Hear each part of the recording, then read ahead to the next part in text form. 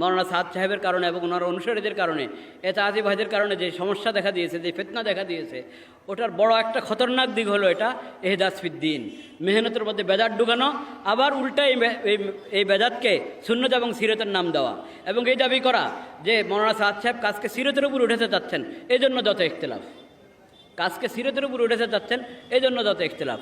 নতুবা ওই অন্যরা চায় না সিরতের উপরে কাজ উঠেতে, অন্যরা চায় যে মাশায়েখের তাজরিবার ভিত্তিতে কাজ করবে, উনি চান সিরত মোতাবেক কাজ করবেন, এজন্য দ্বন্দ্ব। বলেন নাউজুবিল্লাহ। মানে এহদাস করছে, নব আবিষ্কার করছে, বিধানে হাত দিচ্ছে, আবার ওটাকে সিরত নাম দিচ্ছে, সুন্নত নাম দিচ্ছে। কত ভয়াবহ এটা! এবং সেটার জন্য তাহরিফ করতে হচ্ছে।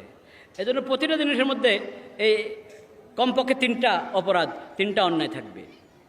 সেজন্য ওলামায়ে কেরাম ফিকিরমন্দ হয়ে এই বিষয়ে তম্বি করা ইমানি দায়িত্ব মনে করেছেন, সেজন্য তম্বি করেছেন, সেজন্য তম্বি